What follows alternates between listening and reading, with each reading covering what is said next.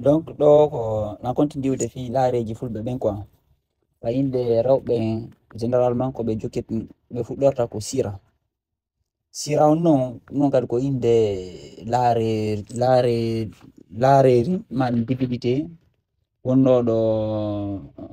empire grèce antique, empire romain et tout ça civilisation janna fof no mari fayda inde artinde o sira joni wonde ɓe winda asira mais racine on ko sira on voilà joni noon kamɓe tigi ɓeni ɗo on asira ɗon hino jogora même chose que la divinité go inteno ɗo asiratu andi enen tigi ennayi sira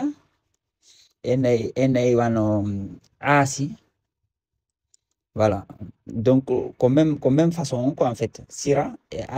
asiratu joni noon ko ni o représentera o hay morɗi ɗi na morɗi porto ni porto wata wadde ɗum joni on inteɗo on divinité ɗo asira ɗum ko dogonno ka telle ancien Liban Syrie voilà ka Allah indeno el ɗo andi Allah on ɓe tellen Syrie Liban ɓe na el sa yari tellen Égypte ɓe na amon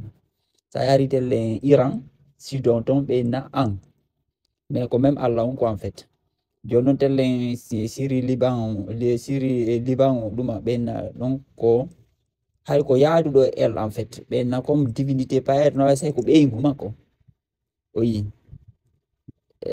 mais en fait sira hari ko accompagné de Baal donc no kano nani parce que enen tigiri siko gorko ennen hamma woni Baal on c'est ko debbo ennen sira mais ɗo kañum kadi c'est la même chose c'est à dire que mo accompagne divinité el on woni o représentirte hoore puccu ni c'est à dire que ɗum ɗo noon ko firi ko puccu c'est à dire que si ɓe nodday dilare ɗo ko puccu ɓannete ɓe nodda jinnaru ni immorde puccu mum en fait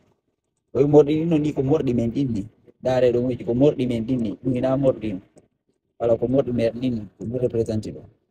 yo jinnaru noon tan dari hoore har puccu ni ko ɗum ɗum firi c'est ko hoore nagge haray ko nagge portata on esprit ɗon donc on noon wonde o noddete kadi allat andi o yo allat ɗo ɓe noddayno tellen Arabie Saoudite on allat ɓena manata uzza ko ɗum windi kadi Quran allat mais andi o allat ɗo ka haala arabe ko firi ko la déesse la divinité c'est à dire que ko laareri firi quoi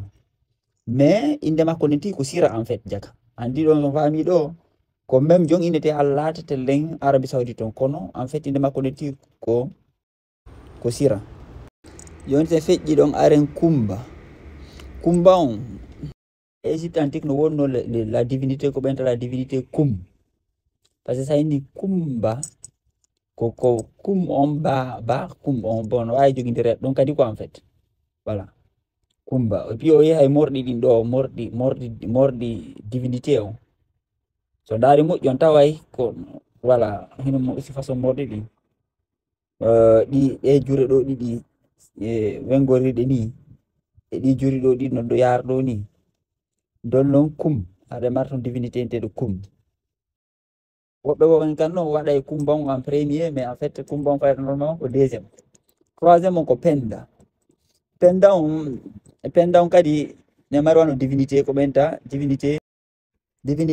pan ko joni pan africaniste andi pan on ko dieu de berger et de troupeau andi kono ko minni kon ɓe ko en fait kamɓe koɓe waru si ɓe wari leñol ɓe wujjagol paari ka on culture on e diina kam fof ɓe récupéra ɓe wayla mais koko ɓen ɓe ɗo panafricanisme diyejo inteno ɗo pan on en fait ko divinité men enen gaynakoɓe ko gaynakoɓe marno on divinité kono ayi ɓe récupéri hande ɓe waɗi ko panafricanisme yimɓe waroɓe gaynakoɓe quoi ɓe wayliti complètement en ɗo an ka diina Nabi Isa ɓe watti ka diina injustice ɗare tum arɓe colonisien Afrique ɓen ko jokkaynoɓe chrétien yagal waɓɓe guerre mondial ko jokkaynoɓe chrétien yagal andi diina yurmede ɓe watti ka diina jahannama aɗo kadi c'est la même chose donc ɗe nanon penda andi pan ay pen fayda ko synonyme voilà ko penda on ɗo woni troisiéme jiwo on quoi c'est ko jiwo bon feƴƴiɗo no woodi ko wiyete ka takko no woodi bon tenen on déjà yino tenen on dow ga déjà mais tenen wonde ko paate inete tenen wonde voilà fira kala tenen wonde no wona inde feerere quoi ɓe mari kadi kenda voilà après hiɗe mari aissatu en fait divinité ko ɓe inneta Isis ko aissatu windi tigiri mais andawno porto ɓe débrouillé ha kañum indi ɗum Isis mais Isis windaki ton hay nokkum ko windi ko Aissat divinité égypte antique intel de la mère de Horus ko Aissat windi en fait ko porto ɓe bon aysan googlisi joni o yeyi ko Aissat windi kono kamɓe ɓe débrouillé ton ha mi anda no ɓe débrouillé ha ɓe yaltini Isis mais ko Aissat en fait donc ko inde divinité andi normalement ndene ɗo Horus ko hoore ko baba on ni Osiris non ko Osiris woni baba on Horus woni ɓiɗɗo on e Isis woni Aissatu Osiris ko Sankara sa feri tigiri ko windi ko Sankara kamɓe débrouillé ton yaltini o nde har fere Osiris mais ko Sankara windi en fait normalement ko inte Osiris on ko Sankara Horus ko hoore ko même racine ke hoore o uson ɗum ɗon ko haala an nasara kanko en fait donc iɗen kadi mari Maymuna iɗen mari kadi wano Atum ma tuman ɗum ɗon ko wano divinité égyptienne ninteɗo tuman on ineteɗo Atum on bon wonde kadi o nonde tum donc kono ko atum ko ɗo inteno Atum voilà se feƴƴi ɗon hiɗo divinité kadi inteno ɗo Dorama oɗo wo ko laare ndiyam e ko divinité de l'eau et de la fertilité no ka divinité nde Cournayel Dieu gardien protecteur du troupeau Cournayel no ka divinité non wawa ko laare ji quoi ko laare normalement c'est ko singulier après kadi ko winte wawa sanni henduma jinna no woodi barakaji Dieu de la chasse des espèces sauvages protecteur des chasseurs et des animaux sauvages no woodi kadi sodde jinnani nde ɗum mawɗo symbole de la bravoure, entité de protection contre les monstres, ainsi de suite. Donc, symbole de la force, la bravoure, entité protectrice contre les monstres et les créatures surnaturelles. Le wodi kadi laare interne Samba Diallo, symbole de la sagesse et de la ruse. C'est-à-dire que yoyre e faamu ko laare interne Samba Diallo. Voilà ko ndiɗon ko ƴoyre ndiɗon ti wawirta ayɓe mum ɓen e sattedeji wodi kadi wondintendi fankunjo waylotodi sifa wonde ndi feñira wa bonoru wonde wa sondu wonde wan boddi ɗonon ko janfotoru et puis kadi addoru fitnaji bus e jiɓodiral wodi kadi intendu Demba Ñasuru wodi kadi intendu Kumba Sara wodi kadi intendu Bagumawel nduɗo noon ko fi kala ko moƴƴi ko kayru représente kala ko moƴƴi wodi intendu kon neɗɗo ma ɗum neɗɗo dewal ɗum ɗo ko représente kala ko boni demi sorcier sorcière mi humain ko nowa debbo feccere neɗɗo feccere nagge voilà no mari galaɗi donc no mari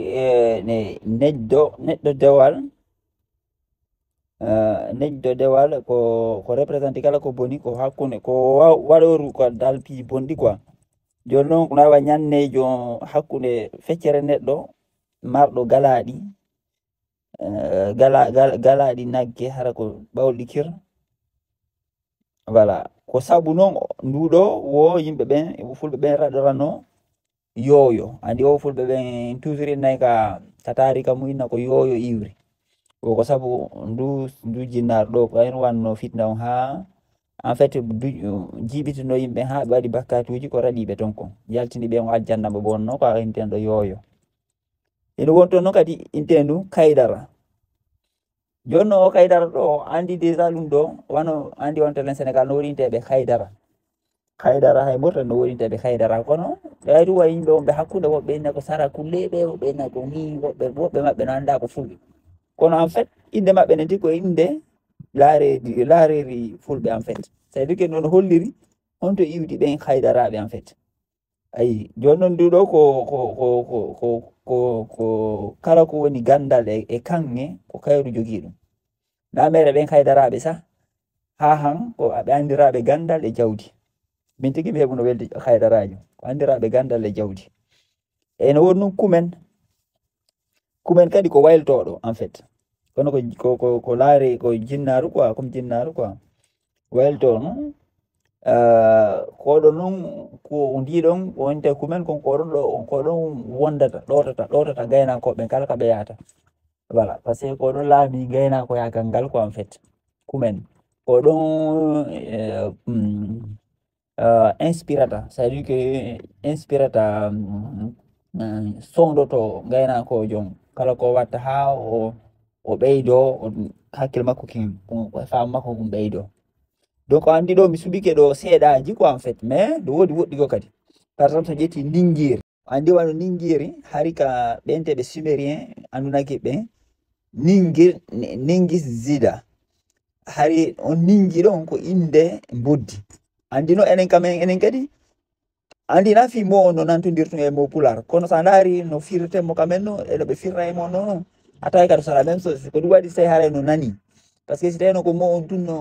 moji no nandi kono hara ko ɗi firta ko hina gotum mais ɗo kamɓe ɓe na ningi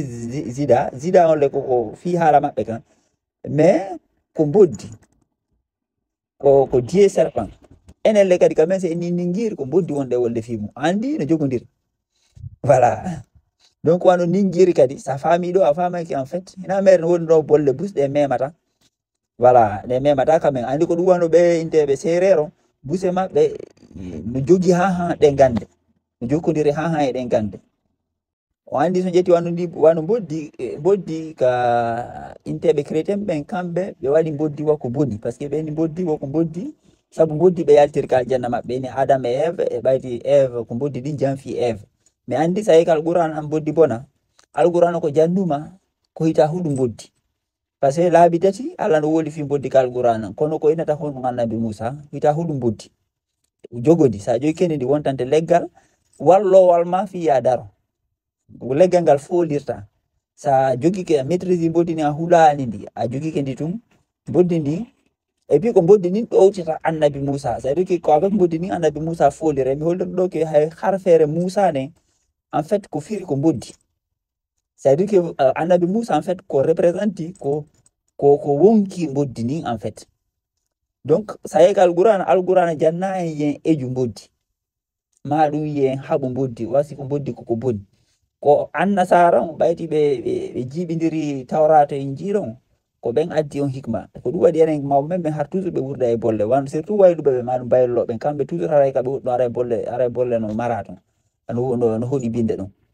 ko joni ko ɗum wayla joni wattude enen kadi so yi boddi to har ɗen fiɗoɗe ɗe haɓɓi to wara mais law hari nano donc ɗo mi waɗi ɗo liste seeɗaji mais en tout cas on famu que voilà c'est hette histoire men il faut anden ɗi piiji quoi par ce que sina ɗum ɓe jiɓitete hara ko fima wona wolede ara anda voilà ina en gol ke forcément yehota e ɗum ɗo mais no tawa histoire men quoi en fait et puis ko ɗum ɗo anden tan fi honnude mari tel inɗe fi honɗum tel aadaji ha han